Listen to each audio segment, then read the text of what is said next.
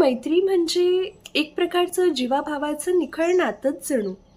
रक्ताचं नसलं तरी मनाने जोडलेलं, मनाने निवडलेलं आणि मनात वसणारं नातं म्हणजे मैत्री. पु ल देशपांडे म्हणतात की मैत्रीची ना एक साधी सोपी व्याख्या आहे. रोज आठवण यावी, भेट व्हावी असं काही नाही. रोज किमान बोलणं तरी व्हावं असंही काहीच नाही.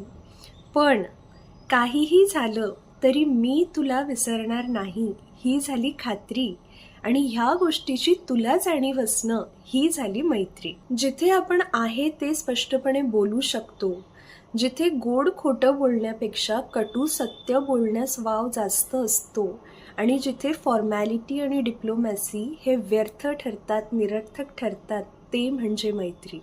एकूण काय तर आपल्याला हसवते ती मैत्री, आपल्याला रडवते ती मैत्री, असंख्य आठवणी देते ती मैत्री, दिलखुलासपणे जगायला शिकवते ती ही मैत्री. एक प्रकारे आपलं व्यक्तिमत्व घडवते, आपल्याला भक्कम आधार देते, प्रसंगी मायेची सावली सुद्धा देते ती ही मैत्री. जिथे किती दिवसांनी, किती महिन्यांनी, वर्षांनी भेटतोय याने फरक न पडता जेव्हा भेटू तेव्हा तासनतास गप्पांचे फड रंगतात ते म्हणजे मैत्री.